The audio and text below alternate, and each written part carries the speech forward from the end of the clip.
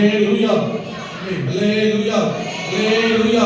கர்த்தர் நல்லவர். ஆமென். ஆண்டவருடைய நாமம் மகிமைப்படட்டும்.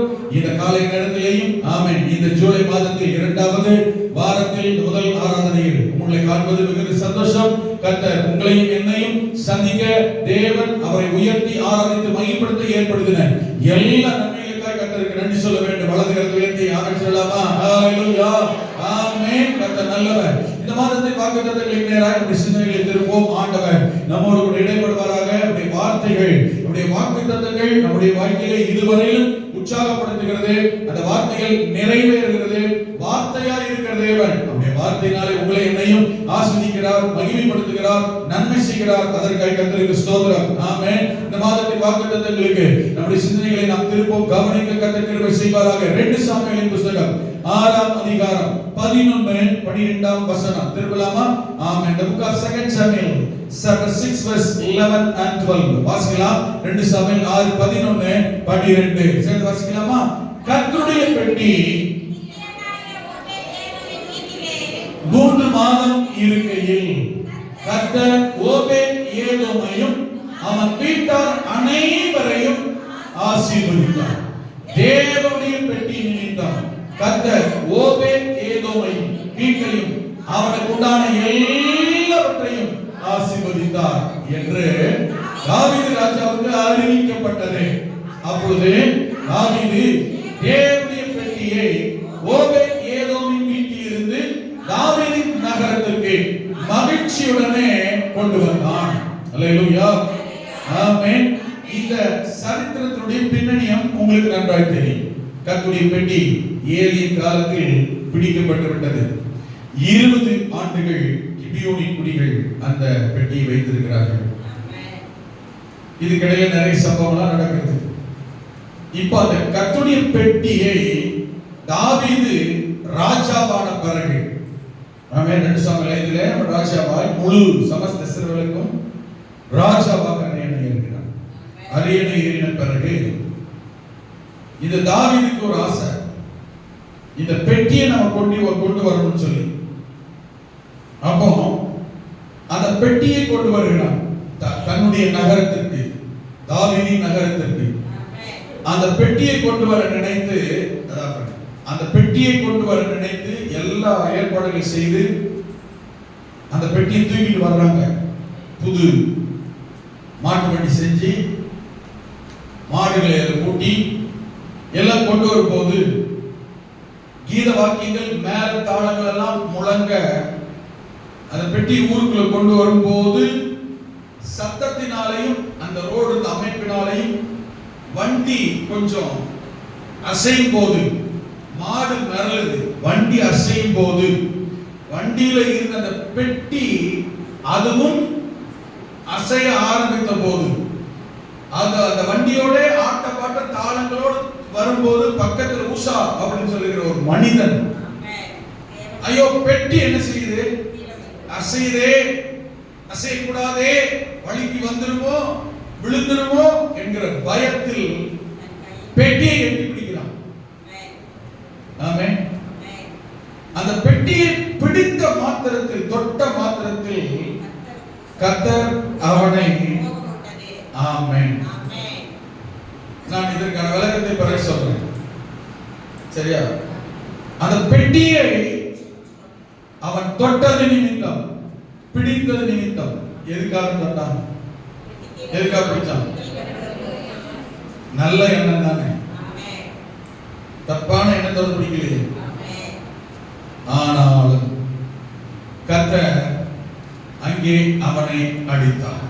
இந்த வசனம் சொல்லுகிறது, அவனுடைய துணிவின் நிமித்தம், துணிவின் நிமித்தம் என்று எழுதப்பட்டிருக்கிறது. சூழ்நிலையை பார்த்தீங்கன்னா துணிகரமா போய் என்ன செய்யல, வேணும்னு எல்லாம் தொடர. எதுக்காக தொட்டான்? தப்பா? மாம்சத்தில் நம்முடைய நீதியின்படி, நம்முடைய பார்வையில் அது தவறாக, அது தப்பு கிடையாது, சரிதான். கர்த்தருடைய பார்வையில் அவர் கோபப்படும்படியாக இருந்திருக்கிறது. நாம ஆண்டவரை நியாயம் இருக்க முடியாது. என்ன ஆண்டவரே, அவன் பெட்டி விழுந்திருந்தாலும் சரி, தப்பா பண்ணா நம்முடைய பார்வையில் நீதி, தேவனுடைய பார்வை சரியில்லை. ஏன்? அது இவன் சரியான காரியத்தை தான் செய்தான். ஆனால் ஏன் கோபப்பட்டார் ஆண்டவர்? நல்லதானே செஞ்சான், சரியா தானே செஞ்சான். எதுக்கு ஆண்டவர் கோபப்பட்டார்? எதுக்கு அவனை அடித்தார்? இதுக்காக போய் அவனை சாகடிக்கிறதா? இந்த கேள்விக்கெல்லாம் பின்னாடி பதில் பார்ப்போம். சரி, இன்னைக்கு அது விஷயம் அல்ல, ஆனா பின்னாடி கட்டாயம் பார்ப்போம். ஆமென். அங்கே அவனை அடிக்கிறான். அவன் தேவனுடைய பெட்டி அண்டையில் சென்றான். இதை தாவீது ராஜா பார்க்கிறான். பார்த்த உடனே அவனுக்கு என்ன தெரியுமா? என்னடா அது, நம்ம கர்த்தருடைய பெட்டி, ஆசீர்வாதத்தின் பெட்டி, நம்ம நல்லா இருப்போம் நினைச்சா இதை தூக்கிட்டு போனா விழுந்துருமே. நமக்கு அவன் நினைச்சான் தாவீது, இது விழுந்துருமேன்னு நல்ல எண்ணத்தோட தானே இந்த ஊசா தொட்டான். விழக்கூடாதுன்னு தானே தொட்டான். இது போய் கத்தரடிச்சு செத்து போயிட்டானே. அப்ப நம்ம நிலைமை என்ன? ஒருவேளை இந்த பெட்டியை தொடவே கத்தரடிச்சுட்டாரு, இதை நம்பி நல்லதே நினைச்சு வீட்டுக்கு தூக்கிட்டு போறோமே, நம்ம ஊருக்கு தூக்கிட்டு போய் கொண்டு வைக்கிற வரைக்கும், அது இருக்கிற நாள் வரைக்கும் நாம ஏதாவது ஏதாவது பண்ணிட்டோம்னா நம்ம நிலைமை என்ன? பயந்து போய் இந்த கர்த்தருடைய பெட்டிய தன்னிடத்தில் பயந்து கிருத்தியனாகிய வர்ற வழியிலேயே ஒருத்தனை பார்க்கிறான். இவன் தான் பார்க்க கொஞ்சம் எது சொன்னாலும் கேட்பான். இவன் தான் என்ன செய்ய மாட்டான், கேள்வி கேட்க மாட்டான். இவன் தான் பார்க்க எப்படி இருக்கிறான், அப்புறானே இருக்கான். இப்ப நம்ம யாரு? ராஜா. அதனால ஆமென், நம்ம சொன்னா இவன் கேட்பான், கேட்டுதான் ஆகணும். அதனால நைஸ் என்ன பண்ணிடலாம், பார்க்க கொஞ்சம் வீடும் ஆளும் கொஞ்சம் பார்க்க கொஞ்சம் சின்ன விட சாதாரண டீசென்டான ஆளா இருக்கிறான். அதனால இவன் வீட்டுல நைஸா வச்சிடலாம். போற வழியில திரும்ப பின்னாடி என்ன செய்ய முடியாது, கொண்டு வந்ததுக்கு அனுப்ப முடியாது. வர்ற வழியிலே வச்சிடலாம். நம்ம வீட்டுக்கு கொண்டு போக கூடாது. ஏன்னா ஊசகர் செத்து போயிட்டான், நமக்கு என்ன ஆயிடுச்சு, என்ன பண்றது? உடனே வர்ற வழியில அப்புறானே கூட வந்துருக்கிறான். பெட்டியை நைஸா எடுத்துட்டு உங்க வீட்டுல கொண்டு போய் கொஞ்சம் வைப்பா, அப்ப நான் வந்து எடுத்துக்கிறேன். அவனுக்கு ஒண்ணுமே ஓடல. ஓபேத் ஏதோவுக்கு வேணாம்னு சொல்ல முடியல, முடியாதுன்னு சொல்ல முடியல. ஒரு பக்கம் கர்த்தருடைய பெட்டி ரிஜெக்ட் பண்ண முடியல, இன்னொரு பக்கம் ராஜா வார்த்தை கட்டவும் முடியல. வேற வழியே இல்லாம ஐயா நான் சொல்லலைங்க ஐயா, வேண்டாம் நீங்களே அழுங்கா முருகாம தூக்கிட்டு வந்து தெரிஞ்சிருங்க, என் வீட்டுல சூப்பரான ஒரு இடத்த காட்டுறேன், அதை ரெடி பண்ணி தரேன், நம்ம வச்சுட்டு போயிருக்கீயா. இப்போ கர்த்தருடைய பெட்டி கித்தியன் ஓபேத் ஏதோமின் வீட்டிற்குள் போகிறது. ஆமென். அவனுடைய வீட்டிலே கர்த்தருடைய பெட்டி கொண்டு வைக்கப்பட்டு விட்டது. பெட்டி போக்கித்தினால் ஓபேத் வீட்டுக்கு வந்துருச்சு. தான் அங்க வந்த இவன் வீட்டுக்கு வந்த ரகசிய விஷயம் புரியுதுங்களா? இப்போ இவன் வீட்டுல பெட்டி இருக்கு. எவ்வளவு நாள் இருக்கு? Just 3 months. 3 மாதம். இத கித்தியனாகி ஓபேத் ஏதோமின் வீட்டிலே கர்த்தருடைய பெட்டி 3 மாதம் தான் இருக்கிறது. எதுக்காக இவன் வீட்டுல தாவீது வைக்கிறான்? கேள்வி கேட்காதவன், அப்புறம் நீ சாதாரணமானவன், ஏழப்பான கேள்வி கேட்க மாட்டான், சொல்றதுக்கு வாய்ப்பு இல்லை. ஆனா பார்க்க நல்லவன், டீசென்டானவன், நீட்னஸா இருக்கிறவன். பெட்டி வைக்கிறதுக்கு தகுதியான இடம் வீடு, பார்க்க ஆள். ஆமென். ஒரு மாதிரி அழுவற்பானவன் அசுத்தமானவன்லாம் கிடையாது. ஏழப்பாளையா இருந்தால் எப்படி இருப்பான்? கர்த்தருடைய பெட்டி வீட்டுல வைக்கிற அளவுக்கு தூய்மையானவன். ஆமென். நீட்னஸ், டீசென்டானவன். ஆனா ரொம்ப சாதாரணமான, ரொம்ப சிம்பிளான, ராஜா லெவலுக்கு பெரிய ஆளா கிடையாது, ரொம்ப சிம்பிளானவன் தான். ஆனா 3 மாசம் வீட்டுல இருக்கு. 3 மாசத்துல தாவீது கேள்விப்படுறான், ஐயா இந்த கர்த்தருடைய பெட்டியை கொண்டு போய் கித்தியனாகி ஓபேத் ஏதோம் வீட்டுல வச்சீங்களே, இப்ப அவன் எப்படி இருக்கிறான் தெரியுமா? என்ன நினைச்சு கொண்டு போய் வச்சீங்க? ஊசா செத்த மாதிரி ஒருவேளை அவன் செத்தாலும் சாகட்டு பரவாயில்ல, நாம செத்துற கூட நினைச்சீங்களே, அவன் எப்படி கூட பரவாயில்ல நினைச்சீங்களே, என்னவோட ஏதோ டெஸ்ட் பண்றதுக்காக கொண்டு போய் வச்சீங்களே, இப்ப அவன் எப்படி இருக்கிறான் தெரியுமா? அந்த ஓபேத் ஏதோம் 3 மாசம் தான் கர்த்தர் அவனை ஆசீர்வதிக்க ஆரம்பித்து விட்டார். கரங்களை உயர்த்தி ஹalleluya. கர்த்தர் இந்த ஓபேத் ஏதோமை ஆசீர்வதிக்க ஆரம்பிச்சிட்டார். ஐயா அவனை மாத்திரம் அல்ல, அவன் வீட்டை சார்ந்த எல்லாரையும் யாரெல்லாம் இருந்தார்களோ மனைவி ஆசீர்வதிக்கிறார், பிள்ளைகளை ஆசீர்வதிக்கிறார், அவன் தலைமுறை ஆசீர்வதிக்கிறார். வீட்டிலே யார் மகனோ மருமகளோ மருமகனோ யாரெல்லாம் இருந்தார்களோ தெரியல, ஆனா அவன் வீட்டார் அனைவரையும் கர்த்தர் ஆசீர்வதிக்க ஆரம்பித்து விட்டார். ஹalleluya. அவன் இருந்த பகுதியிலே அவனை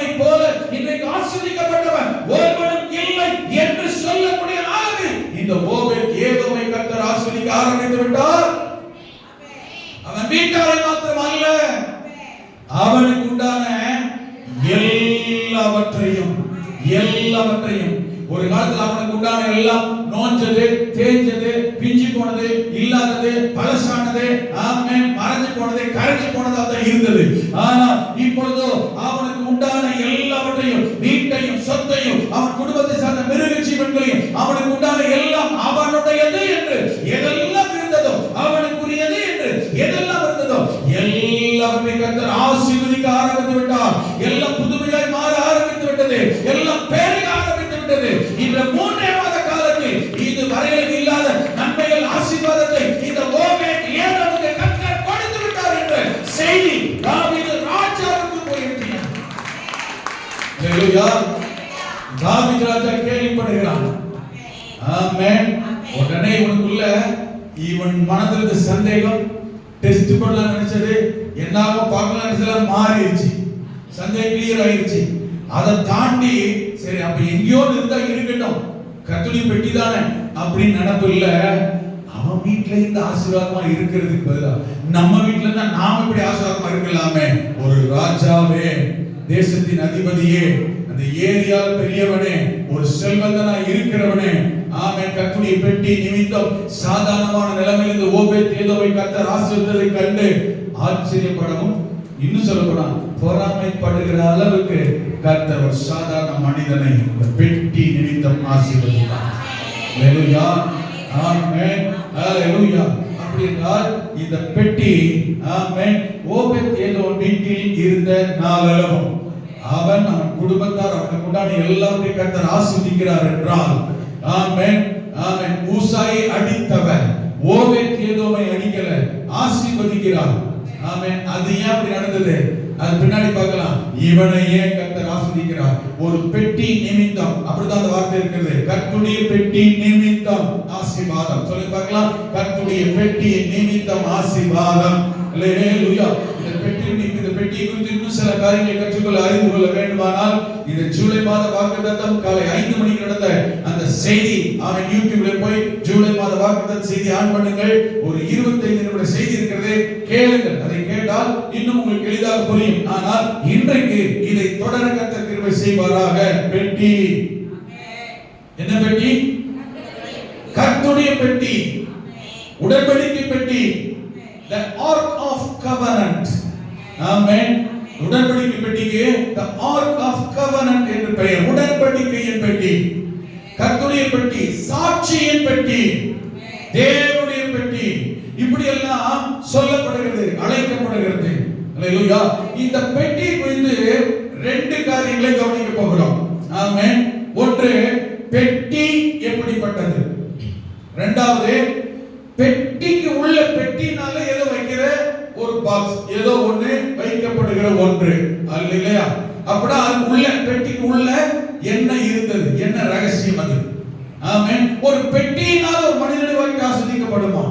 ஒரு பெட்டி நிமித்தம் இவ்வளவு மகிமையான ஏகப்பட்ட ஆசீர்வாதமா? ஹalleluya.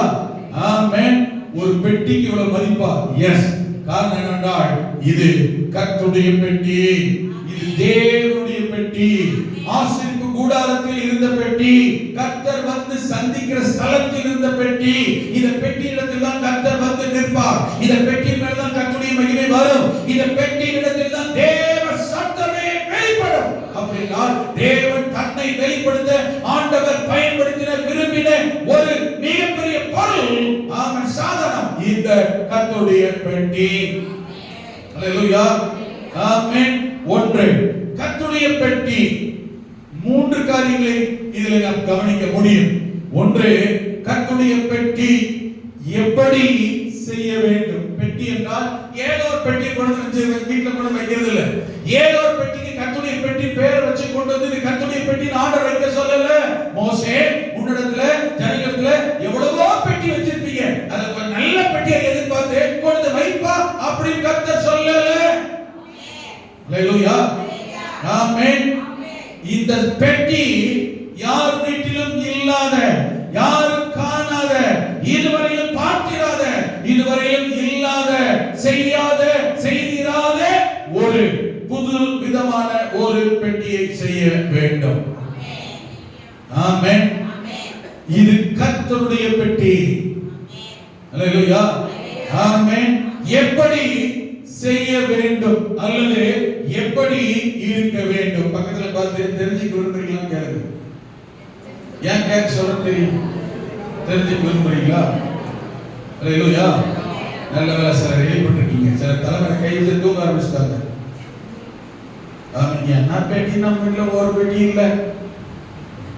நானே எந்த பெட்டி மேல துணியை சும்மாங்க கட்டளை இருக்கு துணி வைக்கிறதுக்கு ஒரு பெட்டி இல்லை. இவர் பெட்டி பெட்டி பேசிக்கிட்டு இருக்காரு. உங்க வீட்டுக்கு உங்களுக்கு எந்த பெட்டியுமே இல்லாமல் இருக்கலாம். இந்த பெட்டி இருந்தால் எல்லாமே வரும். அல்லேலூயா. இந்த ஒரு பெட்டி இருந்தால் எல்லாமே வரும். இந்த செய்தி முடிவுக்குள்ளாய் அநேகருக்கு பெட்டிகள் வரப்போகிறது. ஆமென் சொல்லுங்க பார்க்கலாம். அல்லேலூயா. ஆசீர்வாதமான பெட்டி வரும். நன்மைக்கு ஏதுவான பெட்டி வரும். தடை பண்ணப்பட்டிருக்கிற பெட்டிகள் வரும். அல்லேலூயா. ஆமென். கிபியோனி இடத்தில் மாட்டி இருக்கிற பெட்டிகள் எல்லாம் வரும். அல்லேலூயா. ஆமென். ஏதோமின் வீடாய் நீங்கள் இருக்க பட்சத்தில் கர்த்தர் உங்கள் வீட்டை ஆசீர்வாதமாய் மாற்றப் போகிறார். ஆமென். ஒன்று, இந்த பெட்டி ஆமென் எப்படி செய்ய வேண்டும் அல்லது எப்படி இருக்க வேண்டும்? யாத்திராகம புத்தகம் 25ஆம் அதிகாரம் திருப்பிக் கொள்ளுங்கள். யாத்திராகம புத்தகம் 25ஆம் அதிகாரத்தை திருப்பினால் 10 முதல் 16 வசனங்கள் வரை இந்த பெட்டியை எப்படி செய்ய வேண்டும் என்று ஆண்டவர் மோசேக்கு திட்டமும் தெளிவாய் கர்த்தர் அவனுக்கு கற்றுக் கொடுத்தார். அந்த பெட்டி எப்படி இருக்க வேண்டும் நல்லா கவனிங்க. அங்கே சொல்லப்பட்டிருக்கிறது 8ஆம் வசனத்தை வாசித்தால், அவர்கள் நடுவில் நான் வாசம் பண்ணேன், எனக்கு ஒரு பரிசுத்த ஸ்தலத்தை உண்டாக்குவார்களாக, அந்த ஸ்தலத்துக்கு பெயர் ஆசரிப்பு கூடாரம் என்று மோசே பெயர் வைக்கிறான். நான் உனக்கு காண்பிக்கும் வாசஸ்தலத்தின் மாதிரியின்படியும் அதனுடைய எல்லா தட்டுமுட்டுகளின் மாதிரியின்படியும் நான் உனக்கு காண்பிக்கிற மாதிரியின்படி தான் அதை செய்ய வேண்டும். அல்லேலூயா. சொல்லிட்டாரா? கீழே 10ஆம் வசனத்திலிருந்து 16ஆம் வசனம் முடியும். சரியா? நீங்கள் வீட்டில் போய் வாசிக்கலாம். சமயம் இல்லாததினால் நீங்கள் குறித்துக் கொள்ளுங்கள். தயவாய் இந்த பெட்டி எப்படி செய்ய வேண்டும் என்று ஆண்டவர் செய்முறையையும், ஒரு பெட்டி செய்யும் சும்மா குத்துமதிப்பா கருத்து சொல்லல, அந்த பெட்டியை எப்படி செய்ய வேண்டும் என்கிறதையும் தேவன் திட்டமும் தெளிவுமாய் சரியாய் மோசேக்கு கர்த்தர் காண்பித்தார். நான் காண்பிக்கும் மாதிரியின்படியே, கரெக்டா சொல்லுங்க பார்க்கலாம். கர்த்தர் காண்பிக்கிற மாதிரியின்படியே சொல்லுங்க. கர்த்தர் காண்பிக்கிற மாதிரியின்படியே, கர்த்தர் சொல்லுகிற காண்பிக்கிற மாதிரியின்படி தான். மோசேயுடைய விருப்பத்தின்படி அல்ல, இஸ்ரவேலுடைய விருப்பத்தின்படி அல்ல, ஊழியக்காரருடைய விருப்பத்தின்படி அல்ல, விசுவாசியுடைய விருப்பத்தின்படி அல்ல, தேவனுடைய விருப்பத்தின்படியே இருக்க வேண்டும். அல்லேலூயா. அதில் நம்பர் 1 10ஆம் வசனத்தில் வாசித்து பாருங்கள். அந்த பெட்டி எதினால் செய்யப்பட வேண்டும் என்று ஆண்டவர் சொல்லுகிறார். சீத்தி மரத்தினால் ஒரு பெட்டியை பண்ணக்கடவர்கள். எப்படி இருக்கணும்? சீத்தி மரத்தினால். அளவு என்ன தெரியுமா? அதனுடைய நீளம் 2.5 முழமும், அதன் அகலம் 1.5 முழமும், அதன் உயரம் 1.5 முழம். ஒரு முழத்துக்கு 1.5 அடி அப்படின்னா 2.5 முழ உயரம்னா 3.25 அடி நீளம், 2.25 அடி அகலம், 2.25 அடி உயரம். அத கவனிச்சுக்க. எப்படி இருக்கு பாருங்க பெட்டியோட சைஸ். கவனிங்க. ஏன் குத்து மதிப்பா ஒரு பெட்டி ஒரு அளவுக்கு ஒரு சைஸுக்கு பார்க்க நல்லா கொஞ்சம் சூப்பரா இருக்கிற மாதிரி ஒரு பெட்டியோட செய்யன்னு சொல்லல கர்த்தர். கவனிக்கணும். இது கர்த்தருடைய பெட்டி, தேவ பிரசன்னம் வர பெட்டி, தேவனுடைய வார்த்தை வர பெட்டி, கர்த்தர் வந்து இறங்குகிற மகிமை வெளிப்படுத்துகிற பெட்டி. அப்படின்னா தன் இஷ்டத்துக்கு தன் விருப்பத்திற்கு தான் நினைத்தபடி செய்யப்பட வேண்டிய பெட்டி அல்ல. தேவன் நினைத்தபடி, கர்த்தர் விரும்புகிறபடி, ஆண்டவர் எதிர்பார்க்கிறபடி மெஷர்மென்ட் அளவெல்லாம் இப்படித்தான் என்றால் இப்படித்தான் இருக்க வேண்டும் என்று அமைக்கப்பட்ட பெட்டி. அல்லேலூயா. ஆமென். அளவுகள் சரியாக இருக்க வேண்டும். 2.5 முழம்னா ஆண்டவரே 1 இன்ச் கூடிச்சு பரவாயில்லையா? நவர். ஐயோ ஆண்டவரே அறுத்தேன் கொஞ்சம் நை போச்சு, ஒரு 4 இன்ச் குறைஞ்சு போச்சு, அட்ஜஸ்ட் பண்ணிக்கங்க. இந்த வார்த்தை ரொம்ப முக்கியமானது, மைனூட்டா கவனிக்கணும். அப்பதான் உங்களுக்கு ஊசா பத்தி சொல்லும்போது விளங்கும். விளங்குதா? ஆமென். கர்த்தர் ஒரு காரியத்தை அளந்து விட்டார், குறித்து விட்டார், சொல்லி விட்டார். ஆண்டவர் எதற்காகவும் மாற்றிக்கொள்ள மாட்டார், யாருக்காகவும் மாற்றிக்கொள்ள மாட்டார். மாற வேண்டியது நாம தான். ஒரு எக்ஸ்கியூஸ் சொல்லுகிறதினால், நம்முடைய இயலாமையை சொல்லுகிறதினால், கவனிங்க, கர்த்தர் அங்கீகரித்து விடுகிறது இல்லை. 2.5 முழம் தான் எவ்வளவுதான் இருக்கணும்? 6 மணினா ஆண்டுடைய பார்வையில் இதுதான் 6 மணி, 6:15 அல்ல, 6:10 அல்ல, 7 மணி அல்ல, 5:45 அல்ல. ஆண்டுடைய பார்வையில் 6ன்னா என்னதான்? 6 தான். 2.5 முழம்னா, ஆமென், 1.5 முழம்னா, ஐயா நம்ம வீட்டுல சாப்பிடும் போது சொல்ல முடியல, கொஞ்சம் 4 எக்ஸ்ட்ரா ஆச்சு, ஒரு டிஷர்ட் வச்சுக்கோங்க, கொஞ்சம் எக்ஸ்ட்ரா இருக்கு. எங்க வீடே ஆனாலும் சரி, என்னோட மணி என்ன தெரியுமா? 2 இட்லினா 2 இட்லி, 3வது டிஷா கைகளை எழுதிடுவேன். எங்க வீடு எங்க அம்மாவே சர்வ் பண்ணாலும் சரி, என் மனைவியை இங்க வச்சாலும் சரி, அவங்களுக்கு நல்லா தெரியும். அதே போல யாருக்கு பந்தி பரிமாறான்னு சொல்லிடுவோம். சாப்பாடு வராங்களா என்ன செஞ்சிடணும்? விட்டுறணும். அன்பு எதில் தான் காட்டுறது? சோத்துல. நிறைய பேர் சோறு போடுறது பார்த்தீங்களா, இந்த வார்த்தை சொல்லவே கூடாது. ஹலோ விசுவாசிகள், நான் வந்தாலும் சரி, உங்க வீட்டுக்கு இன்னொரு விருந்தாளி வந்தாலும் சரி, சாப்பாடு பரிமாறும் போது இந்த வார்த்தை சொல்லி பரிமாறக்கூடாது. அது கர்த்தருக்கு பிடிக்காது. என்ன தெரியுமா? சில சோறு போடும்போது இன்னும் கொஞ்சம் வச்சுக்காங்க, அடுத்து என்ன சொல்லுவாங்க? நிறைய வைக்கிறாங்க, இன்னும் கொஞ்சம் வச்சுக்கணும். அதுக்கு அவங்க சொல்ற வார்த்தை தெரியுமா? சாப்பாடு நிறைய இருக்கு, வச்சுக்காங்க. 30 உங்க வீட்டுல சாப்பாடு நிறைய இருக்கு, மீன் துறதுக்காக வர்றவங்களுக்கு போடுறதுக்கு வர்றவங்க உட்கார்ந்து இருக்கிறவங்க பந்தியில் உட்கார 30 பாஸ்டர் இன்னொரு வீட்டுல வச்சுக்கோங்க, நிறைய இட்லி இருக்கு, உன் வீட்டுல நிறைய இட்லி இருக்கிறதுக்கா சாப்பிட வந்திருக்கு. ஹலோ, நான் சொல்ற அர்த்தம் புரியுதா? அன்புனால சொல்றதுக்கா என்ன சொல்றது தெரியாம என்ன செய்யக்கூடாது, அர்த்தம் புரியாம சொல்லக்கூடாது. நான் சொல்றது விளங்குது. நம்ம வீட்டுல நிறைய இருக்குன்றதுக்காக உங்களுக்கு சோறு போடுறது இல்லை. சோறு போடுற என்னன்னா குறை இருந்தாலும் பரிமாறணும், நமக்கு இல்லாட்டாலும் பரிமாறணும். அது போலதான் அன்பு. எனக்கு இல்லாட்டாலும் வந்தவனை கவனிக்கணும். ஒருத்தர் ராத்திரில படுத்துட்டான், நண்பன் ஒருத்தன் வந்தான், பக்கத்தில் போய் கேட்கிறான், நண்பன் வந்துட்டான், லேட் ஆயிடுச்சு, அவனை வெறும் வயிற்றுல இருக்க முடியாது, வீட்டுல படுக்க முடியாது, கொஞ்சம் இரவு கொடு, நாளைக்கு கொண்டு கொடுத்துறேன். இதுதான் அன்பு. நிறைய இருக்கு, சாப்பிடு, மீன் இருக்கா. ஹலோ, இந்த வார்த்தை என்ன செய்யக்கூடாது? நான் சில வீட்டுல கேட்டிருக்கேன், உங்க வீட்டுல மீன் எனக்கு சோறு போடுறீங்களா? விளங்குதா? இவ்வளவு நாள் நீங்க அன்புனால கேட்டிருக்கலாம், ஆனா தவறாக புரிந்து கொள்ளுகிறது இருக்கும், அர்த்தம் இருக்கிறது. சொல்லவே கூடாது. ஐயா இன்னும் இருக்கீங்க, ஒன்றும் பரவாயில்ல, சாப்பிடுங்க. ஹலோ, புரியுதுங்களா? நான் சொல்றது புரியுது? நீங்கள் இப்படி கேள்விப்பட்டிருந்தாலும், உங்களுக்கு யாராவது சொல்லியிருந்தாலும், நீங்கள் யாரை சொல்லியிருந்தாலும், இந்த சூழலை மாறுவதாக. ஆமென். அளவு தேவைக்கு ஏற்ப பயன்படுத்த செயல்படுத்த வேண்டும். 2.5 முழம் தேவை, 2.5 முழம் தேவைக்கு இருக்கணும். ஏன் நீளத்தை 2.5 முழம் வைக்க சொன்னவரு ஏன் உயரத்தையும் அகலத்தையும் 1.5 முழம் வைக்கிறாரு?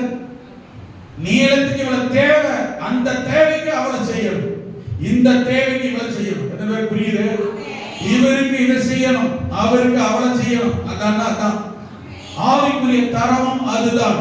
உங்களிடத்திலும் என்னிடத்திலும் தேவன் உங்களையும் என்னையும் 2.5 முழம் எதிர்பார்க்கிறார். நீங்களும் நானும் நம்மை அந்த அளவுக்கு, அந்த உயரத்துக்கு, அந்த நீளத்துக்கு, அந்த ஆழத்துக்கு நம்மை அர்ப்பணிக்க வேண்டும். அதுதான் கர்த்தர் எதிர்பார்க்கிறபடி இருந்தால்தான் அது கர்த்தருடையதாக மாறும். மோசே எதிர்பார்க்கிறபடி செய்தால் மோசேயுடையதாகத்தான் இருக்கும்.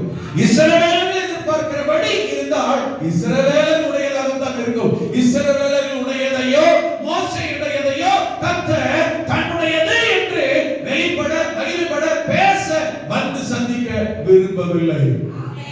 நான் உன்னை சந்திக்கும்படி, நான் உன்னோடு பேசும்படி, என் மகிமை வெளிப்படுத்தும்படி, என் ஆலோசனை உண்டாகும்படி. என்னாகும் 7:89 அப்படித்தான் இருக்கிறது. இதே இந்த யாத்திராகமம் 25 நீங்கள் பிற்பகுதியை வாசித்தால் 22 வசனத்தை நீங்கள் வாசிக்கிற போது அங்கேயும் கர்த்தர் சந்திக்கும் பெட்டி, ஆலோசனை கொடுக்கும் பெட்டி, போதிக்கிற பெட்டி என்று சொல்லப்பட்டிருக்கிறது. இதெல்லாம் அவர் விரும்புகிற, ஆண்டவர் எதிர்பார்க்கிற மாதிரியின்படியே. ஹலோ, கேக்குறீங்களா? ஆமென். நான் உனக்கு காண்பிக்கிற மாதிரியின்படியே அளவுகள் சரியாக இருக்க வேண்டும். ஆமென். மெஷர்மென்ட் எப்படி தான் இருக்கணும்? சரியாக இருக்க வேண்டும். எத்தனை புரியுது? கொஞ்சம் நிதானமா கவனிங்க, புரிஞ்சுக்கங்க தயவு செஞ்சு. அளவுகள் மாறுபட்சத்தில், மெஷர்மென்ட் மாறுபட்சத்தில் அது தேவன் காண்பித்ததாக இருக்காது, தேவனுடையதாக மாற முடியாது. நீங்க சொல்லுங்க பாருங்க. ஆமென். அல்லேலூயா. ரோமியா சிஸ்டருக்கு ட்ரெஸ் எடுக்கணும், நிர்மலா சிஸ்டருக்கு ட்ரெஸ் எடுத்தாச்சு, மாறி அவங்ககிட்ட கொடுத்தாச்சு. என்ன சிஸ்டர் பண்ண முடியும்? யாருடையதாகும்? பேர் யார் பேர் எழுதியிருக்கு? யார் பேர் எழுதியிருக்கு? கொடுக்கும்போது ரோமியா எழுதி விட்டாங்க. அளவு யாருடையது? நிர்மலா. ஒருவேளை ரோமியா பேர் போட்டு நிர்மலாவுக்கு போயிருந்தா கூட எடுத்து மாட்டிக்கிறோம். நீங்க ட்ரெஸ் பட்டாடை 10-15,000.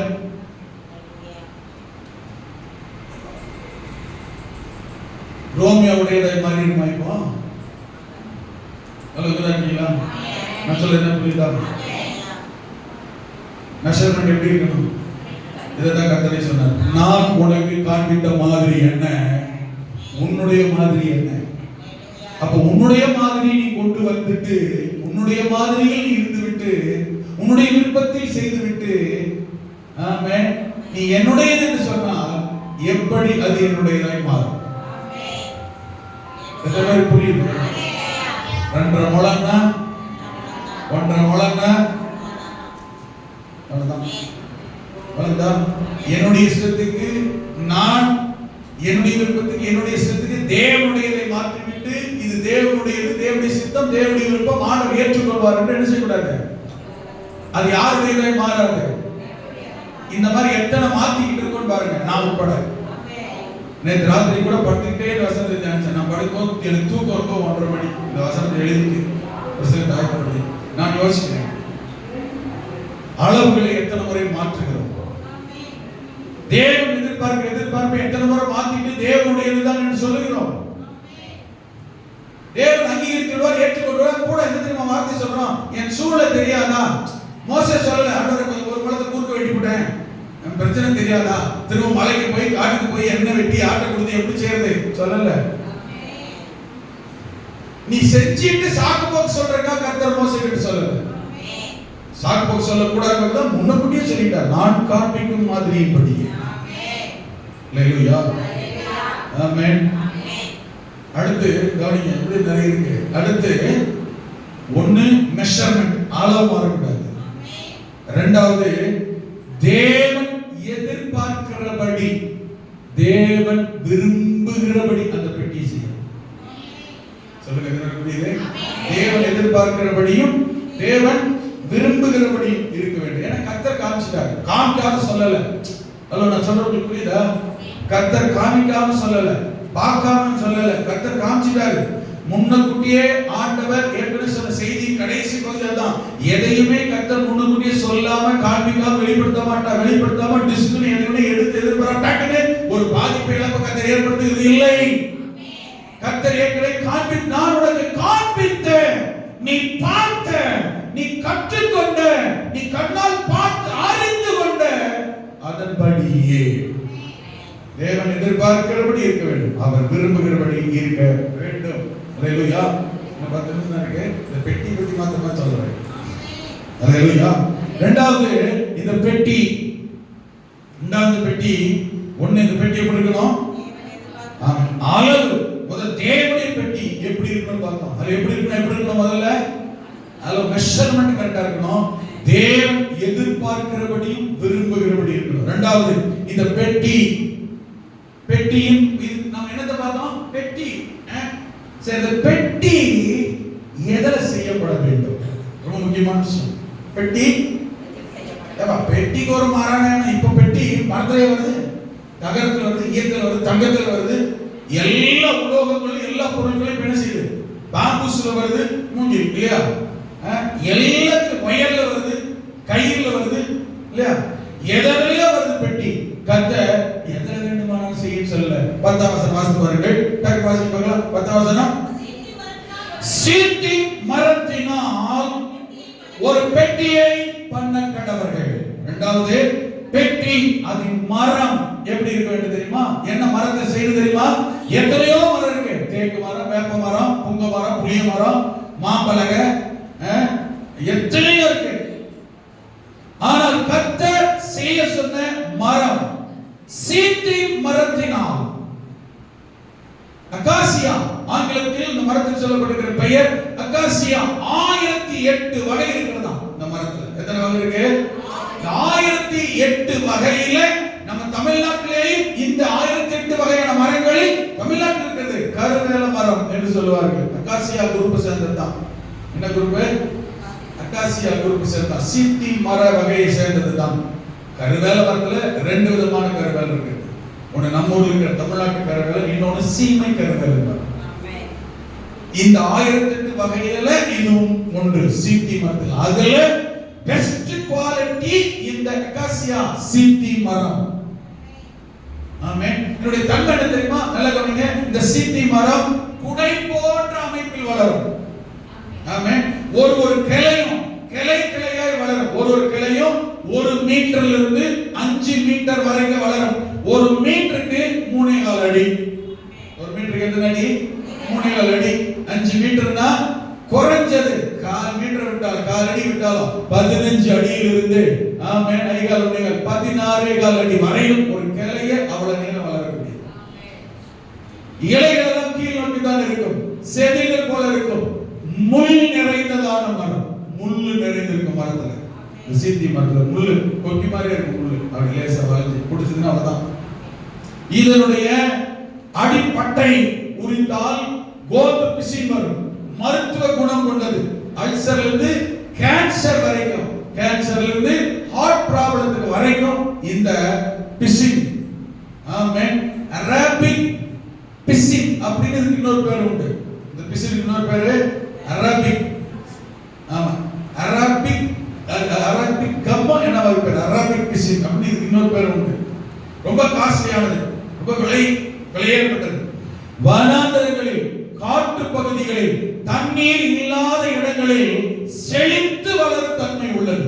மற்ற மரங்களைப் போல தண்ணீரை கண்டு வாடி போய்விடாமல், தண்ணீர் இல்லாவிட்டாலும் இதனுடைய வேர் 15 முதல் 25 அடி ஆழ வரையிலும் ஊடுருவி சென்று தண்ணீரை உறிஞ்சி ஸ்ட்ராங்காக வளரும் தன்மை உள்ளது. வேற ஆழமாக கொண்டு போகும். ஆமென். எந்த மரத்தோட தரிச முடியாது. வெளி தோற்றத்தை பார்த்தாக்க அவளோட சிறப்பானதாக தெரியாது, ஆட்கள் நெருங்க முடியாதாக இருக்கும். என்னுடைய காயை கொக்கி மாதிரி வளர்ந்துருக்குமா? ஆமென். ஆடு மாடுகள் எல்லாம் சாப்பிடும். அதனுடைய விதைய இந்த மான் போன்றதான மிருகங்கள்லாம் இதனுடைய விதையை சாப்பிட்டு அதுல கூட சாணினால் வர விதையில ஸ்ப்ரெட் அவுட் ஆகுது. அப்படிதான் மரம் தான். ஆமென். அகாசியா இது முள் நிறைந்த மரம் என்கிறதுனால் அதிகமாக யாரும் இதை என்ன செய்யறதில்ல, விரும்புகிற. வனாந்தரங்களில் வளரக்கூடியது, காடு மேடான மேட்டு இடங்களில், மலையெல்லாம் நன்றாக வளரக்கூடியது இந்த அகாசியா. ஆமென். முள் மரம் யாரும் அதிகம் உபயோகப்படுத்த விரும்பாத ஒரு மரம் சீத்தி மரம். நல்ல கவனிக்கணும். ஆமென். கர்த்தர் எதை பற்றி சொல்றார் தெரியுமா? இந்த சீத்தி மரத்தினால் ஆமென் நீ ஆமென் எனக்கு ஒரு பெட்டியை பண்ண கடவாய். அல்லேலூயா. இந்த சீத்தி மரத்தை பாத்தீங்கன்னா ஆமென் இது அதிக வெப்பத்தை, உஷ்ணத்தை தாங்கக்கூடியது. கர்த்தர் நல்ல கவனிச்சீங்கன்னா இந்த சீத்தி மரத்தினால் இந்த பெட்டியை ஆசாரிய கூடாரத்துல வைக்கக்கூடிய இந்த பெட்டியை சீத்தி மரத்தினால் இந்த கர்த்தருடைய பெட்டியை மட்டும், உடன்படிக்கை பெட்டி மட்டும் செய்ய சொல்ல, நிறைய பொருட்களை கர்த்தர் செய்ய சொன்னார். அதுல சமூகத்தப்பு மேஜை வைக்கிறதுக்கான அந்த மேஜை இந்த சீத்தி மரத்தினால் செய்யணும். அதே போல இந்த கேட்டர் கொடுக்கறதுக்கு ஆசாரிய கூடாரத்துல 4 ஸ்டாண்ட், அதை தாங்க அந்த ஸ்கேட்டரை தாங்கிறதுக்கு இந்த 4 தூண்களை இந்த சீத்தி மரத்தினால் தான் செய்ய சொன்னார். அதே போல முன்னாடி பாத்தீங்களா அந்த கூடாரத்தெல்லாம் அந்தந்த மூலையில கட்டி தொங்கல் தாங்கணும் இல்லையா, தாங்குற தூண்கள் இந்த சீத்தி மரத்தை செய்ய சொல்லியிருந்தார். இன்னொன்னு முக்கியமான ஒண்ணு, ஆமென், பலிபீடம். ஆமென். அந்த பலிபீடம் வெளியில பார்க்க வெண்கலத்தினால் செய்யப்பட்ட வெண்கல பலிபீடம். ஆனால் அந்த வெண்கலத்துக்குள்ளே, வெண்கல தகட்டுக்குள்ளே இருக்கிற மரத்தினால் 3 வித பலிபீடம் சொன்னேன். ஒண்ணு மண்ணினால், இன்னொன்னு மரத்தினால், இன்னொன்னு கல் பலிபீடம். இந்த மரத்தினால் செய்யப்பட்ட பலிபீடம் ஒன்று இருக்கிறதே ஆசரிப்பு கூடாரத்தில். அந்த மரத்தினால் செய்யப்பட்ட பலிபீடம் இந்த சீத்திம், அகாசியா மரத்தினால் செய்யப்பட்டது. அது என்னது? பலி பொருள்களை கவனிங்க, பலி பொருளை எரிக்க பயன்படுத்தப்படும் பலிபீடம். உள்ள என்னது? மரத்தினால் செய்யப்பட்டது. வெண்கல தகட்டால் அதை மூடுவாயாக. கொஞ்சம் கவனிக்கணும். ஒரு மரம் என்னதான் உள்ள இருந்தாலும் நல்லா கவனிங்க, வெப்பம், வெயில், நெருப்பு வைக்கும் போது தானாக உள்ள என்ன செஞ்சிடும்? கருகிரும் இல்ல. ஆனா கர்த்தர் இந்த பலிபீடத்தையே இந்த அகாசியா மரத்தினால், அவன் சீத்தி மரத்தினால் செய்ய சொன்னார். கொஞ்ச காலத்துக்கு முன்பதாக லண்டன்ல, இங்கிலாந்து தேசத்துல லண்டன்ல இருக்கிற விஞ்ஞானிகள் இந்த வேதத்தை வாசித்து வேத ஆராய்ச்சி பண்ண முற்பட்ட போது, ஆசரிப்பு கூடாரத்தை ஆராய்ச்சி செய்யும் போது இந்த சீத்தி மரத்துல போய் ஆண்டவர் இஸ்ரவேல் ஜனங்கள்ட்ட ஆமென் பலிபீடத்தை உண்டாக்க சொன்னாரு. பலிபீடத்துல தானே நெருப்பு போட்டு பலி பொருளை எரிக்கணும். அப்படின்னா இந்த மரம் எப்படி எரியாம சாம்பலாகாம இருக்கும், எப்படி உஷ்ணத்தை தாங்கும் என்று அதே கர்த்தர் சொன்ன மாதிரி இப்படியே சீத்தி மரத்தை ரெடி பண்ணி, அகாசியா மரத்தை ரெடி பண்ணி வெண்கல தகட்டை மூடி, கவனிங்க, 1700 டிகிரி செல்சியஸ்ல நல்லா கவனிங்க வெப்பத்தை சூட்ட உண்டாக்கி அதுக்குள்ள நெருப்பெல்லாம் போட்டு எரிச்சாங்க. எரிச்சு டெஸ்ட் பண்ணாங்க 1200 டிகிரி. நல்லா கவனிங்க எவ்வளவு சூடு. டெஸ்ட் பண்ணி பார்த்தா வெண்கல தகடு நெருப்பு போல சூடு இருந்தாலும் உள்ள அகாசியா மரத்தை பிரிச்சு பார்த்துருக்காங்க, அதுல ஒரு கருங்கல் கூட ஏற்படவில்லை. கருங்கல் உயர்த்தி அல்லேலூயா ஆமென். இதை இப்பதான் டெஸ்ட் பண்ணி கண்டுபிடிக்கிறாங்க. ஆண்டவரோ மோசே கிட்ட கிட்டத்தட்ட ஒரு 3000 வருஷத்துக்கு முன்னாடி சொல்லிட்டார், இந்த மரத்துல செய்ய, வெண்கல பலிபீடத்தை செய்ய, எந்த வெப்பம், எந்த உஷ்ணம், எந்த ஹீட் வந்தாலும் இந்த வெண்கல பலிபீடம், இந்த சீத்தி மரம் என்ன செய்யாது? ஒரு நாள் எரியாது, கரியாது, புகையாது. ஆமென். ஒரு நாள் கெட்டு போகவே போகாது. இந்த அகாசியா பலிபீடத்தை இப்படி செய். யாத்திராகமம் 38ஆம் அதிகாரம் ஆமென் 1ஆம் வசனத்தில் தகன பலிபீடம் என்று இருக்கிறது. இந்த தகன பலிபீடத்தையும் இதிலே தான் செய்ய சொன்னார். நான் சொன்ன இந்த பொருட்கள் எல்லாம் யாத்திராகமம் 27 6ஆம் வசனம் புரிந்து கொள்ளுங்கள். திரைச்சீலையை, இந்த கர்டன்ஸ் போடுறாங்க பாத்தீங்களா, பரிசுத்த ஸ்தலமாவது திரைச்சீலையை தாங்கும் இந்த கர்டன் ஆமென் 27:6ல இந்த சீத்தி மரத்தால தூண்களை கட்ட செய்ய சொல்லி இருந்தார். கூடார வாசல்ல நிமிர்ந்து இருக்கிற பலகைகளை தாங்க இந்த பலகை வச்சுதான் அதை தாங்கி பிடிக்க சொல்லி கர்த்தர் சொன்னார். அல்லேலூயா. தூண்கள், ஆமென், தூபபீடம், இது எல்லாமே இந்த சீத்தி மரத்தினால் தான் செய்யப்பட்டது. அல்லேலூயா ஆமென். நல்லா கவனிங்க, மிக முக்கியமான ஒண்ணு என்ன தெரியுமா? ஆமென். ஏசாயா 41:19 வாசித்தால், ஏசாயா 41:19 தேவன் வேதத்தில் விரும்பி அவர் பயன்படுத்த சொன்ன இஸ்ரவேலருக்கு ஆசீர்வாதமாய் இருக்க வேண்டும் என்பதற்காக கர்த்தர் சொன்ன பயன்படுத்தின சில மரங்கள், விருட்சங்கள் வேதத்தில் இருக்கிறது. அதில் நம்பர் 1 இடத்தில் இருப்பது கேதுரு மரம். கர்த்தர் இந்த கேதுரு மரம் தான் வேதத்தில் ஆசரிப்பு கூடாரத்தில் பலகைகளால் கர்த்தர் சொன்ன சோபருக்கு பதிலா இதெல்லாம் ஆசரிப்பு கூடாரத்தில் நிறுத்தப்பட்டது.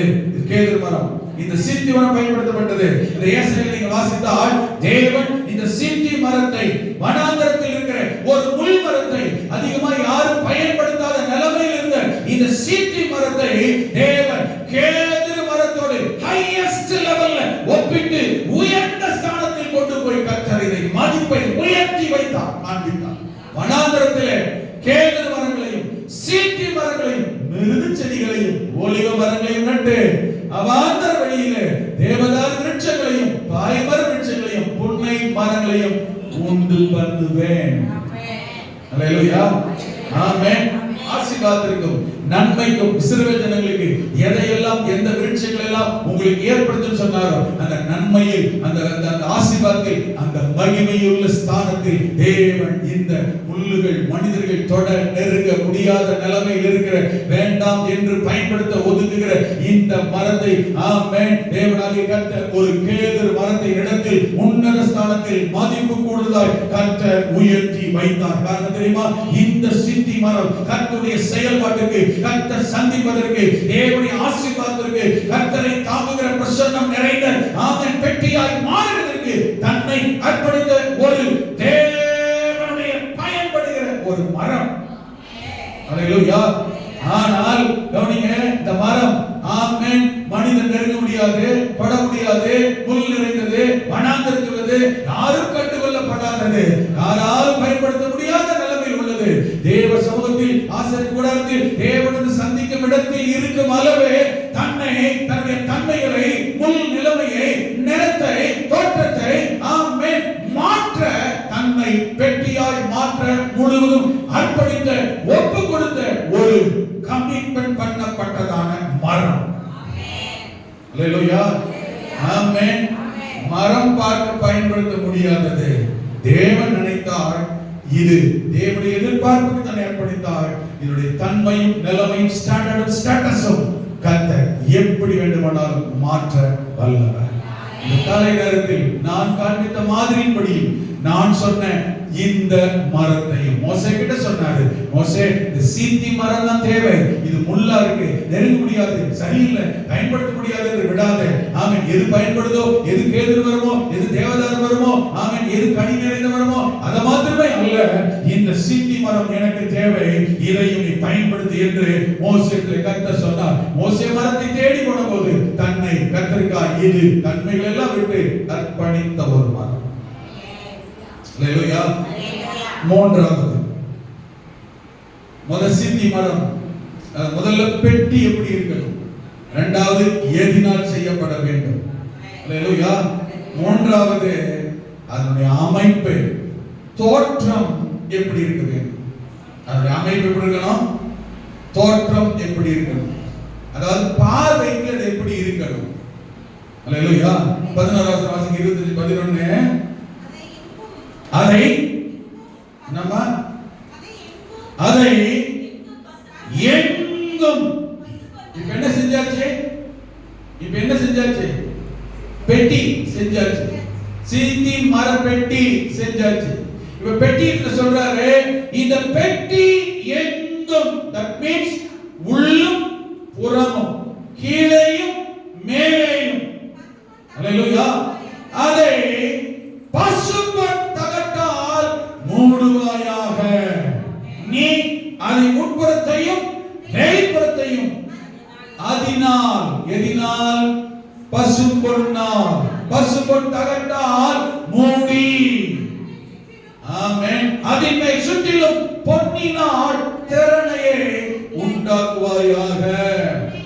என்ன அர்த்தம்? தோற்றம் எப்படி இருக்க வேண்டும், பார்வை எப்படி இருக்கணும், பெட்டிதான். ஆமென். பெட்டி செஞ்சாச்சு. இப்ப அந்த பெட்டியை உள்ளும் புறமும் சுற்றிலும் எல்லா பக்கம் எப்படி திரும்பி பார்த்தாலும் பார்வைக்கு இப்போது அது எப்படிதான் தெரியணும், எப்படிதான் தெரியணும், பார்த்தா எப்படிதான் தெரியணும், பசும்பொன். ஆமென். உள்ள இருப்பது மரப்பெட்டி, தோற்றத்தில் தங்க பெட்டியாக, பொன்னினால் செய்யப்பட்ட பொன் பெட்டியாக. ஆமென். உள்ளே மரப்பெட்டி, வெளியே தங்க பெட்டி. அல்லேலூயா. ஆமென். உள்ளே தன்னை மறைக்கும்படி, வெளியே தங்கத்தினால் அந்த பெட்டியை செய்வாயாக. பார்க்கக்கூடிய கண்களுக்கு பார்க்கும் பொழுதே இது என்ன பெட்டியாகத்தான் தெரிய வேண்டும், இது தங்க பெட்டியாகத்தான் தெரிய வேண்டும். உடன்படிக்கை பெட்டியை பார்த்தால், கர்த்தருடைய பெட்டியை பார்த்தால், தேவனுடைய பெட்டியை பார்த்தால் இது தங்கத்தினால் செய்யப்பட்ட தங்க பெட்டி என்றுதான் தெரிய வேண்டுமே தவிர சீத்தி மரம், முள்ளு மரம், ஆமென், கோதுகள் நிறைந்த மரம், பிசின் நிறைந்த மரம், ஆமென், கருப்பு நிறமான மரம், நெருங்க முடியாத மரம், வனாந்தரத்தில் யாருமே கண்டுகொள்ளப்படாத மரம் என்று யாருக்கும் தெரியக்கூடாது. வெளியே காண்கிற போது பார்வைக்கு இது தங்க பெட்டியாகத்தான் இருக்க வேண்டும். அல்லேலூயா. ஆமென். அப்பொழுதுதான் ஆமென் தோற்றம் மாறி இருந்தால்தான், அல்லேலூயா, அமைப்பு மாறி இருந்தால்தான், நிறம் மாறி தன்மை மாறி இருந்தால்தான் தேவன் தங்கும் பெட்டியாக மாற முடியும். தேவன் வரும் பெட்டியாக மாற முடியும். கர்த்தர் பேசும் பெட்டியாக மாற முடியும். தேவ மகிமை வெளிப்படும் பெட்டியாக மாற முடியும். அல்லேலூயா. தன்மை மாறாத சிந்தி மரமாகவே இருந்தால், தன்மை மாறாத அவன் அமைப்பு மாறாத, தோல் உரிக்கப்படாத, சிந்தி என்கிற பெயர் மாறாத, ஆமென், பெட்டியாய் தன்னை அர்ப்பணிக்காத மரமாய் இருந்தால் ஒரு நாளும் தேவன் வரமாட்டார், தங்க மாட்டார், பேச மாட்டார், மகிமை நிறைந்த பெட்டியாய் மாற முடியாது. தங்கம் பூசப்பட வேண்டும், மாற்றம் ஏற்பட வேண்டும் என்றால் முதல்ல இதனுடைய இயல்பு, இயற்கை தன்மை மாற்றப்பட வேண்டும். இயற்கை தன்மை என்பது நீங்களும் நானும் ஆண்டவர் இயேசு கிறிஸ்துவை ஏற்றுக்கொள்ளும் என்பதால், ரட்சிக்கப்படும் என்பதால், தேவனிடத்தில் வரும் என்பதால், தேவனுடைய பிள்ளைகள், தேவனுடையவர்கள், பரிசுத்தவான்கள், நீதிமான்கள், ரட்சிக்கப்பட்டவர்கள் என்கிற நம்முடைய நிலைமை மாற்றம் வருவதற்கு முன்பதால் நாம் யாராக இருந்தோமோ, எப்படிப்பட்டவர்களாக இருந்தோமோ, கருவேல மரமோ, சீமை கருவேலனோ, சீர்த்தி மரமோ அல்லது 1008 இனம் உள்ள இந்த மரத்தில் ஒரு நபராகவோ இனமாகவோ அன்றைக்கு இருந்திருக்கலாம். ஆனால் ரட்சிக்கப்பட்டு விட்ட பிறகு, ஆண்டவருக்கு வந்துவிட்ட பிறகு நம்முடைய நிறம், தோற்றம், இயல்பு, செயல்பாடு, நம்முடைய இனம், குணம் எல்லாம் மாற்றி அமைக்கப்பட வேண்டும். இன்றைக்கும் தேவ சமூகத்தில் வந்துவிட்ட பிறகும், ஆசரிப்பு கூடாரத்திற்கு வந்திருக்கிறேன் என்று சொன்ன பிறகும் அநேகருக்குள் இயல்பும், சுபாவமும், இனமும், குணமும், மனமும் மாறாமலே இருக்கிறது. கர்த்தருடைய மகிமை காணப்படும் பெட்டியாய் மாறவே முடியாது. பார்த்தா என்ன தெரியக்கூடாது? பார்த்தா என்ன தெரியக்கூடாது? சீத்தி மரம் என்கிற மரத்தின் இனம் தெரியக்கூடாது. இன்னைக்கு கிறிஸ்தவத்திற்குள், சபைகளுக்குள், தேவனுடைய பிள்ளைகளுக்குள் பார்த்த உடனே இன்னமும் இன்னார்தான், இவங்க தான், இந்த பேக்ரவுண்ட் தான், இந்த பின்னணி தான், இந்த இடம் தான், கர்த்தருடைய மகிமை ஒருபோதும் வெளிப்படாது. என்னதான் தலைகள் இருக்கலாம், அல்லேலூயா. இந்த பெட்டி பெட்டியா வேண்டுமானால் இருக்கும், மகிமை வெளிப்படாது. கர்த்தர் பயன்படுத்தும் பெட்டியா இருக்காது. ஹலோ, ஆமென். நிறைய பேர் வாழ்க்கையில் பார்த்தீங்கன்னா ரட்சிக்கப்பட்ட பிறகு பத்திரிகைலாம் கொண்டு வருவாங்க. அதெல்லாம் பார்த்தீங்கன்னா மனம், குணம், எண்ணம், சிந்தை இன்னுமே மாறி இருக்காது. எண்ணம் மாறம் என்கிறது காட்டுவாங்க, கர்த்தர் காட்டுச்சாங்க. தோல் உரிக்கப்பட வேண்டும்.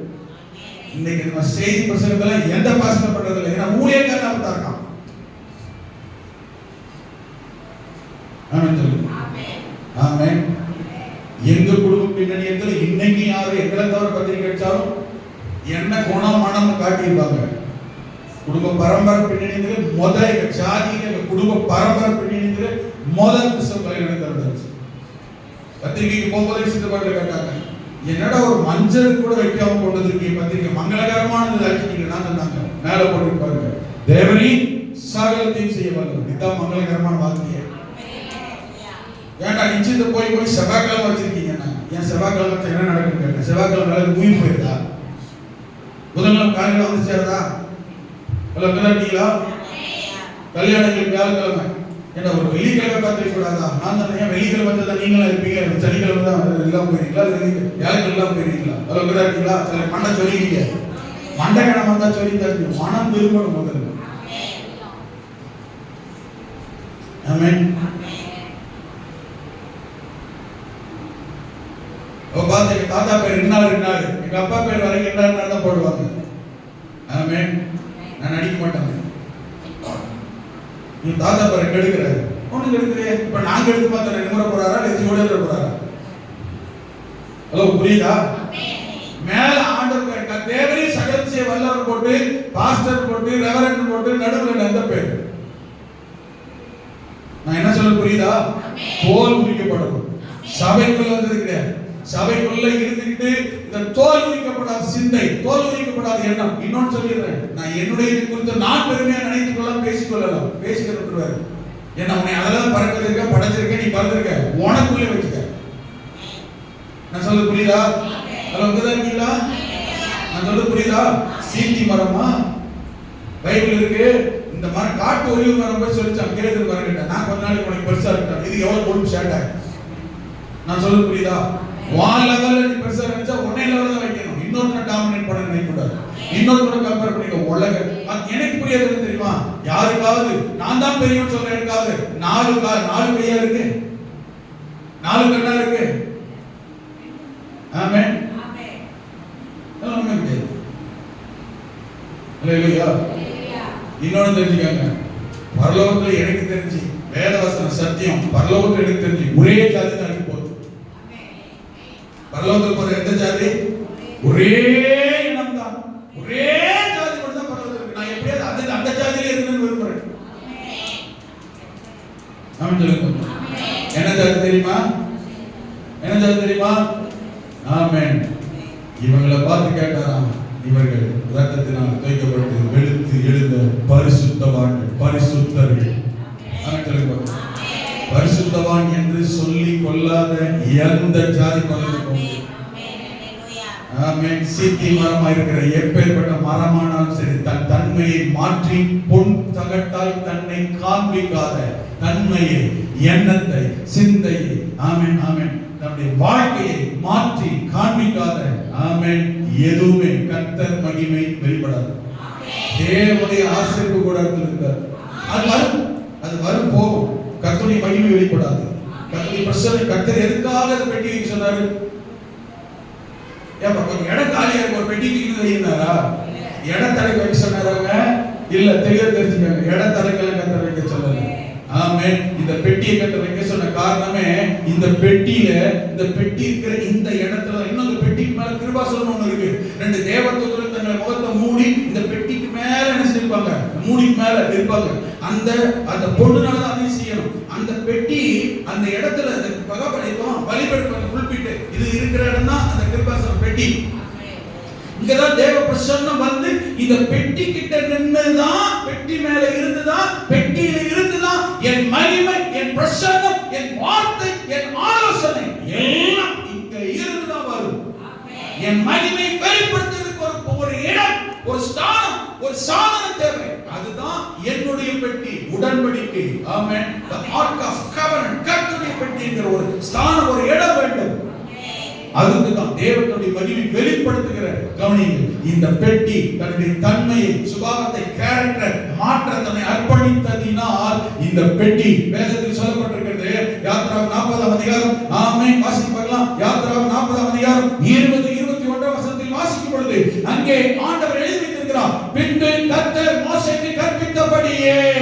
எப்படி கவனிங்க, எப்படி மோசேக்கு கர்த்தர் கற்பித்தபடியே, காண்பித்தபடியே, சொன்னபடியே சாட்சி பிரமாணத்தை எடுத்து அதை பெட்டியிலே வைத்து, பெட்டியிலே தண்டுகளை பாய்ச்சி, பெட்டியில் கிருபாசன மூடியை வைத்து, பெட்டியை வாசஸ்தலத்துக்கு உள்ளே கொண்டு போய் மறைவின் திரை சிலையில் தொங்க வைத்து, சாட்சி பெட்டியை ஜனங்கள் பார்க்க முடியாதபடி மகா பரிசுத்த ஸ்தலத்தில் மறைத்து வைத்தார். யார் சொன்னபடியே? கர்த்தர் சொன்னபடியே பெட்டியை செய்து எங்க கொண்டு வைத்தான்? ஆசரிப்பு கூடாரத்திலே கொண்டு போய் சாட்சி பிரமாணத்தை வைத்து, சாட்சி பெட்டியை, உடன்படிக்கை பெட்டியை போய் மகா பரிசுத்த ஸ்தலத்தில் வைத்தான், மறைத்து வைக்கிறான். ஏன்னா இதெல்லாம் பார்க்க முடியாது. ஏன்னா மகிமை வெளிப்படுற கர்த்தர் வர தங்குகிற பெட்டி. கரங்களை உயர்த்தி அல்லேலூயா. கர்த்தருடைய மகிமை வெளிப்பட ஆசரிப்பு கூடாரத்துக்குள் மகா பரிசுத்த ஸ்தலத்தில் தேவனுடைய சன்னிதானத்திலே கொண்டு போய் வைத்தான். அல்லேலூயா. இந்த காலை நேரத்தில் தேவனுடைய மகிமை நம்மிலிருந்து வெளிப்பட வேண்டும். கர்த்தருடைய பிரசன்னம் நம்மிலிருந்து வெளிப்பட வேண்டும். அல்லேலூயா. தேவனுடைய கிருபை நம்மிலிருந்து வெளிப்பட வேண்டும். நம்மிலிருந்து கர்த்தருடைய வார்த்தை வர வேண்டும். நம்மிலிருந்து தேவ வல்லமை வர வேண்டும். இந்த பெட்டியிலிருந்து தேவ பிரசன்னம் வர வேண்டும். இந்த பெட்டியிலிருந்து தேவனுடைய மகிமை, வல்லமை புறப்பட்டு கடந்து போக வேண்டும். அதற்காக பெட்டியை கர்த்தர் ஏற்படுத்தினார். அல்லேலூயா. ஆமென். ஆமென். நமக்கு பேர் என்ன தெரியுமா? நம்ம பேரு, நம்ம பார்க்கறவங்க உங்களை என்ன பார்க்க சொல்றாங்க? நம்ம பார்த்துட்டு நம்ம யாரு சொல்றாங்க? இவங்க யாரு? கிறிஸ்தவங்க. கிறிஸ்தவர்கள். வார்த்தைக்கு என்ன தெரியுமா? கிறிஸ்து அவர்கள். கிறிஸ்து அவர்கள். உங்களை என்ன பார்க்கறவங்க இன்னார்ங்க, இந்த ஜாதிக்காரன், இந்த பின்னணியத்தில் உள்ளவன், இந்த தோற்றத்தில் உள்ளவன்,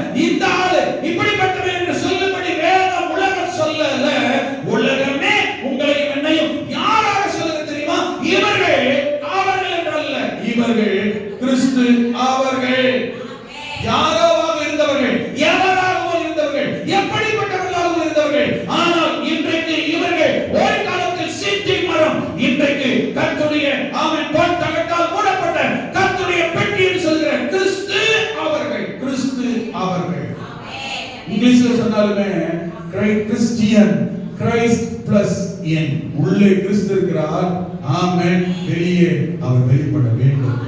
உள்ளே நமக்குள்ளே இருக்கிறவரை நம்மை காண்கிறவர்கள் உலகமே சொல்லுது, உலகமே நம்ம சொல்லுது. இவர் யாரு? கிறிஸ்தவர். அவர் யாரு? கிறிஸ்து அவர், கிறிஸ்தவர். இவரை பார்த்தா யாரை பார்க்கலாம்? ஆமென். இவங்க எல்லாம் யாரு? கிறிஸ்டியன்ஸ், கிரைஸ்ட் பிளஸ் கிறிஸ்துவை உள்ளே வைத்திருக்கிறோம். நமக்குள்ள எது ஒளிஞ்சிருக்கு? நமக்குள்ள யார் ஒளிஞ்சிருக்கு? நமக்குள்ள என்ன தன்மை இருக்கு? உள்ள இருக்கிறது சீத்தி மரமா இருக்கலாம், வெளியில வெளிப்படைய சுபாவம், கேரக்டர், தன்மை, செயல்பாடு, எண்ணம், சிந்தனை, நடக்க எதுவா இருக்கு தெரியுமா? கிறிஸ்துவா இருக்கு. அதனால பவுல் சொன்ன கலாத்தியர் 5:20 புரிஞ்சுக்கங்க, நான் சிலுவையில் அறையப்பட்டிருக்கிறேன், ஆயினும் நான் அல்ல. கொஞ்சம் ஆயினும் நான் அல்ல.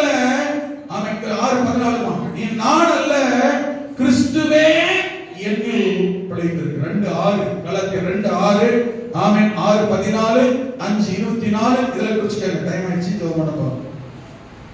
ஆமென். பவுல் அதான் சொன்னார். கவனிங்க, பவுல் இஸ்ரவேல், கவனிங்க, இஸ்ரவேல் வம்சத்திலே பவுல் ஹையஸ்ட் ஆமென் லெவல்ல இருந்தவர். யூதர்களே ஜாதி பிரிவு கிடையாது. தெரிஞ்சுக்கங்க, ஒண்ணு தெரிஞ்சுக்கங்க. யூதர்கள் இஸ்ரவேலர்கள் என்ன பிரிவு கிடையாது? என்ன பிரிவு கிடையாது? ஒரே தகப்பனத்துல வந்தவர் யாக்கோபு என்பது. இவன் அதுல பென்யமீன் கோத்திரத்தார். யூதர்களே யார் ஹையஸ்ட்? அவங்க இதுல ஜாதி பிரிவினை கிடையாது, ஸ்டேட்டஸ் பிரிவினை உண்டு. இது பலவருக்கு சொல்லியிருக்கேன். எத்தனை பேர் புரியுது? யூதர்கள் என்ன பிரிவு கிடையாது? ஜாதி பிரிவு கிடையாது, ஸ்டேட்டஸ். ஸ்டேட்டஸ்ல இவன் ஹையஸ்ட். அதுல யார் ஹையஸ்ட் ஸ்டேட்டஸ் சொன்னா? ஆசாரியர், அதுக்கு அடுத்து லேவியர். உங்களுக்கு புரியுதுங்களா? அதுக்கு அடுத்து பரிசேயர், அதுக்கு அப்புறம் சதுசேயர். இவங்க எல்லாம் யூதர்களே. நல்லா கவனிச்சுங்க, இதுல இருக்கிற பிரிவு. ஏன்னு கேட்டீங்கன்னா, யார் அவங்க ஹையஸ்ட் லெவல்ல இருக்கிறாங்கன்னா, யார் அதிக நியாயப்பிரமாணத்தை வேதத்தை கடைபிடிக்கிறார்களோ அதுதான் அவங்க தான் யூதர்கள் ஹை ஸ்டேட்டஸ்ல உள்ளவங்க. நான் சொல்றது புரியுதா? ஆசாரியர் போது வேத வசனம் தியானம் அதோட இருக்கிறதுனால நியாயப்பிரமாணத்தை கடைபிடிப்பாங்க, அவங்க ஹையஸ்ட் லெவல்ல உள்ளவங்க. அதுக்கு அடுத்து லேவியர்கள், அதுக்கு அடுத்து பரிசேயர் கூட்டத்தில் உள்ளவர்கள். இந்த பரிசேயர்கள் வேதத்தை அப்படியே கடைபிடிக்கிறவங்க. கூட்டு பரிசேயர்கள் உண்டு, திரும்பி பார் பரிசேயர் உண்டு. அதனால சொன்னா அந்த லூக்கா 10 வாசிங்கன்னா ஒரு பரிசேயர் ஜெபம் பண்ணா, நான் உபவாசிக்கிறேன், ஜெபம் பண்றேன், வேத வசனத்தை எல்லாம் கடைபிடிக்கிறேன் அப்படியே சொன்னான். இன்னொருத்தரை கம்பேர் பண்ணான். உங்களுக்கு புரியுதா? அந்த பரிசேயர்கள் இப்படி ஸ்டெப் வரும்போது கடைசியில யூதர்களிலே கீழே லோ அந்த லெவல் உள்ளவங்க யூதர்கள் தான். அதுல லோ லெவல் உள்ளவங்க மேய்ப்பர்கள், அவங்க தான் கடைசியில் உள்ளவங்க. ஏன்னா மேய்ப்பர்கள் நியாயப்பிரமாணத்தை கடைபிடிக்க முடியாது, கை கழுவ முடியாது, அவன் யாரும் ஆடு பிடிச்சி செத்து போயிடுச்சுன்னா அது அடக்கமாக இருக்க முடியாது, அவங்களால என்ன செய்ய முடியாது, ஆராதனைக்கு சபைக்குள்ள போக முடியாது, இருக்கிறதுல ஆராதிக்கிறவங்க. அதனால அவங்க லோ லெவல் உள்ளவங்க. மேய்ப்பர்கள் அறுவடைப்பாளர்கள், ஹையஸ்ட் லெவல் உள்ளவங்க. அவங்களுக்குள்ளே எங்க அண்ணன் மகனாக இருக்கலாம், புரியுதுங்களா? அவன் ஆடு மேய்க்கிறவனா எனக்கு அவன் யார் தெரியுமா? ரொம்ப தாழ்ந்தவன், ஆனா ஒரே ரத்தம் தான். அந்த மாதிரி ஸ்டேட்டஸ் வித்தியாசம் உண்டு, ஜாதி பிரிவினை கிடையாது. உங்களுக்கு புரியுதுங்களா? ஆனா அந்த ஹை ஸ்டேட்டஸ்ல பிறந்தவன் தான் இந்த பரிசேய வகுப்பை சேர்ந்தவன் தான் பவுல். ஆனா பவுல் சொல்லுகிறான், பிலிப்பியர் வாசிங்க, நான் 8ஆம் நாளில் விருத்த சேதனம் பண்ணப்பட்டேன், நான் பென்யமீன் கோத்திரத்தான், எபிரேய பிறந்த எபிரேய, எல்லாம் தன்னை குறித்து ஹையஸ்ட் லெவல்ல சொல்றான். அது அங்க இருக்கும் போதுதான், எங்க ரட்சிக்கப்படுறதுக்கு முன்ன, குதிரையில கீழே ஒரு சந்திச்சு கண்ணு திறக்கப்படுறதுக்கு முன்ன. ஆனா இப்பொழுதோ நான் கிறிஸ்துவுக்காக சிலுவையில் அறையப்பட்டு விட்டேன். சிலுவையில் அறைஞ்சிட்டான், செத்து போயிட்டான். இப்ப நான் இல்ல, ஆனா நான் பவுலின் மேல் மறைந்திருக்கிறேன். என் பேச்சு, என் சிந்தை, என் செயல்பாடு, நடக்கை எல்லாம் கிறிஸ்துவை வெளிப்படுத்துகிறது. புரியுது? உள்ள யாரு? ஸ்டீபன் மாதிரி உள்ள இருக்கான். என்னோட செயல்பாடு, நடக்கை யாரா வெளிப்படுது? கிறிஸ்து. அப்ப என்னை பார்க்கிறவன் யாருன்னு சொல்லணும்? கிறிஸ்தவன், கிறிஸ்துவை போன்றவன். அதுக்குதான் உங்களை என்ன கர்த்தர் பூமியில் சபையில் வச்சிருக்கிறார். நாம் குமாரனை பற்றி விசுவாசத்தில் அவரை போல மாறுபடி நம்மளை மாற்றிக் கொண்டிருக்கிறார். கரங்களை உயர்த்தி. ஏன் தெரியுமா? நீங்கள் நான் சித்தி மரங்களாகவே இருக்க அல்ல. அவன் சொல்லுங்க பார்க்கலாம், நீங்கள் நான் யார் தெரியுமா?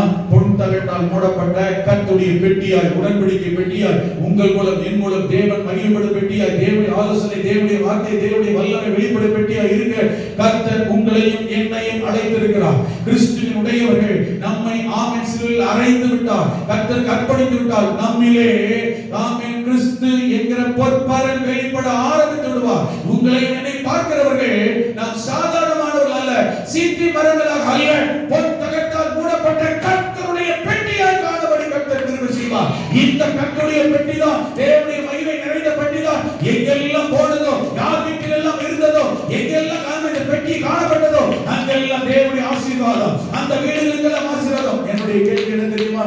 இந்த பெட்டி யாரோ ஒருவருடைய வீட்டிலே போய் இருக்கும்போது ஆசீர்வாதமே, இந்த பெட்டியே நானாக இருக்கிறேன் என்றால் இன்னும் எவ்வளவு ஆசீர்வாதம், இன்னும் எவ்வளவு மகிமை. நம்பர் 1, இந்த பெட்டியை நீங்களும் நானும் கர்த்தர் கிருபை செய்வாராக.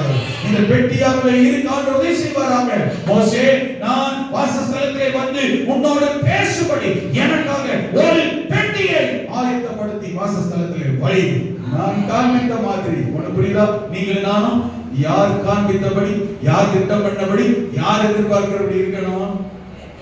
நான் எதிர்பார்க்கிறபடி அல்ல, மோசே எதிர்பார்க்கிறபடி அல்ல, இஸ்ரவேல் எதிர்பார்க்கிறபடி அல்ல, கர்த்தர் எதிர்பார்க்கிறபடி. கண்களை மூடி வலது கரத்தை உயர்த்தி ஆண்டவரை பார்த்து ஒரு வார்த்தை சொல்லுங்க. இந்த காலை நேரத்தில் நல்லா கவனிங்க. நீங்கள் நான் சாதாரணமா இருக்க கர்த்தர் தேர்ந்தெடுக்கல.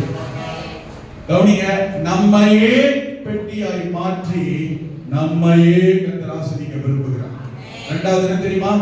இந்த பெட்டி எங்கெல்லாம் இருக்கிறதோ, நீங்கள் எங்கெல்லாம் இருக்கிறீர்களோ, நீங்கள் எங்கெல்லாம் போகிறீர்களோ, அது எந்த இடமாக இருந்தாலும் சரி, ராஜா வீடாக இருந்தாலும் சரி, சாதாரணமான ஓபேத்ஏதோம் வீடாக இருந்தாலும் சரி, நீங்க போறீங்கன்னா, இந்த ஐயா வீட்டுக்கு போறாருன்னா, இந்த அம்மா வீட்டுக்கு போறாருன்னா ஒண்ணும் இல்ல, நீங்க சாதாரண பையன் தான், சின்ன பையன், சின்ன பையன், நீங்க போறீங்கன்னா அங்க ஒரு மாற்றம் வரும், அங்க ஒரு ஆசீர்வாதம் வரும், அங்க ஒரு மகிமை வரும், அங்க ஒரு வார்த்தை வரும். வலதுகரத்தை உயர்த்தி, நீங்க எல்லாரும் அப்படிப்பட்ட சாதாரண நாட்களே கிடையாது. வலதுகரத்தை உயர்த்தி, நான் உங்களுடைய பெட்டியா இருக்க விரும்புகிறேன். உங்களை கொண்டு அற்புதங்கள் செய்ய போறாரு ஐயா, அம்மா உங்களை கொண்டு அற்புதங்கள் செய்ய போறாரு. நீங்க ஒரு பெட்டி, சாதாரண பெட்டி அல்ல, மூக்கு பொடிட்ட அப்பா அல்ல, துணி பெட்டி அல்ல, அஞ்சரை பெட்டி அல்ல, ஆதி பெருங்காய டப்பா அல்ல, நீங்க கர்த்தருடைய பெட்டி. இதுவரைக்கும் உங்களை யார் ஏளனம் பண்ணிருக்கலாம், உதாசீனப்படுத்திருக்கலாம், சீண்டப்படாதவர்களா தீண்டப்படாதவர்களா நினைச்சிருக்கலாம், இவங்க பெரிய ஆளா நினைச்சிருக்கலாம், இவங்க வயசாயிச்சு நினைச்சிருக்கலாம். இல்லையா?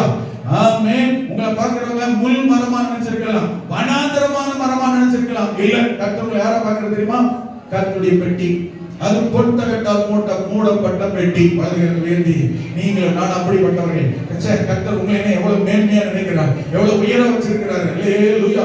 அதற்காக கர்த்தருக்கு ஸ்தோத்திரம். ஆண்டவரே, தகப்பனே, ஆண்டவரே, நீர் எங்களை உயர்வான பெட்டியை வைத்திருக்கிறீர்கள், உயர்வான பெட்டியை வைத்திருக்கிறீர்கள், மேன்மையான கர்த்தருடைய மகிமை வெளிப்படுகிற பெட்டியை வைத்திருக்கிறீர்கள். நன்றி அப்பா.